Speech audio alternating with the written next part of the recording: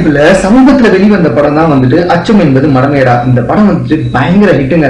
அதுவும் மோடியோட கரன்சினோட இஷ்யூ இருக்க இந்த மாதிரி நேரத்துல கூட இந்த படம் வெளிவந்து வசூல் சாதனையை படைச்சிட்டு அப்படின்னு சொன்னா அது சாதாரண விஷயமே இல்லை, அப்படிதாங்க சொல்லணும்.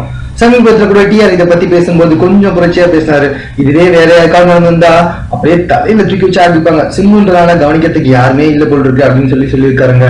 ஆமாங்க, உண்மைதான். இப்படிப்பட்ட சூழ்நிலையில ஒரு படம் வெளிவந்து இவ்வளவு பெரிய வெற்றி அடையுதுன்னா அதை கண்டிப்பா நம்ம எல்லாமே பாராட்டிதான் ஆகணும். மத்த ஹீரோஸ் யாராவது இருந்தா கொஞ்சம் அப்படி இப்படின்னு இருக்கதான் செய்வாங்க. பட் நம்ம என்ன செய்ய முடியும்? அந்த மாதிரி வந்துட்டு டிஆர் சேர்ந்த தரப்புல எல்லாருமே பேசிக்கிட்டு இருந்தாலும் சிம்புவோட அடுத்த படமான அன்பானவன், அசராதவன், அடங்காதவன் இந்த படத்தோட டைட்டிலே இதுதாங்க, அதாவது ட்ரிபிள் ஏ. ஓகே, இந்த படத்துல வந்துட்டு சிம்பு செம்மையா நடிச்சிருக்காங்க. அதாவது 80s கெட்ட மாதிரி இருக்காராம். அதை பார்த்தா அவங்க அப்பாவை கிட்டத்தட்ட பார்த்தா மாதிரியே இருக்குங்க. விடிவி கணேஷ் கூட வந்துட்டு அப்படிதான் வந்துட்டு இருக்காரு. விடிவி கணேஷ்க்கு ஓரளவுக்கு பொருந்தலைன்னா கூட சிம்புவுக்கு வந்துட்டு செம்மையா இருக்குங்க. அது மட்டும் நச்சுன்னு இருக்குங்க. இதோ வந்துட்டு கொஞ்ச நாளைக்கு முன்னாடி நம்ம டிஆர் மிஸ் பண்ண ஃபீல் வந்துட்டு இப்போ இந்த படத்தை பார்த்தா போயிடும் அப்படின்னு நினைக்கிறாங்க. ஸோ அந்த அளவுக்கு வந்துட்டு அவரோட கெட்டப் இருக்கு.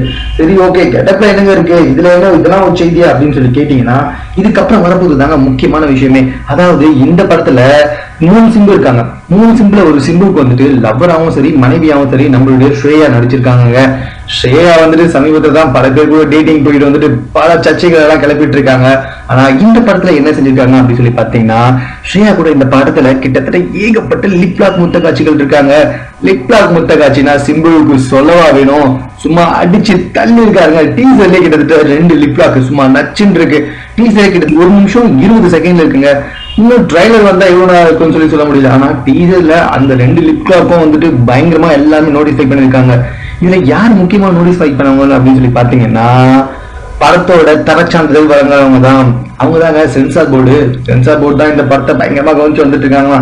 டீசர்லயே இந்த அளவுக்கு இருக்குன்னா ட்ரைலர்ல எப்படி இருக்குன்னு வச்சுட்டு இருக்காங்க. சரி, ட்ரைலர் விடுங்க. சென்சார் போர்டு கிட்ட படம் போச்சுன்னா சென்சார் போர்டு படத்துக்கு என்ன சர்டிபிகேட் கொடுக்குன்னு நினைக்கிறீங்க? அதேதாங்க, அதேதான். கொஞ்ச காலமா வந்துட்டு எல்லா படத்துலயும் கொஞ்சம் ரீசெண்டா வந்து சிம்பு இந்த படத்தை கிட்டத்தட்ட செம்மையா அடிச்சிருக்காங்க லிப்லாக் கிஸ் அப்படின்னு சொல்லிட்டு போன பக்கத்துல பல பேர் வந்துட்டு பேசி வந்துட்டு இருக்காங்க. போதும், விட்டுருங்க.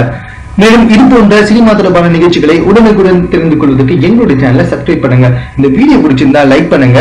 உங்களோட கமெண்ட்ஸ் எதுவும் ஆனாலும் பரவாயில்லைங்க, எங்களுக்கு டைப் பண்ணி அனுப்பிச்சிடுங்க. அது மட்டும் இல்ல, இவ்வளவு இந்த வீடியோவை பார்த்ததுக்கு ரொம்ப தேங்க்ஸ்.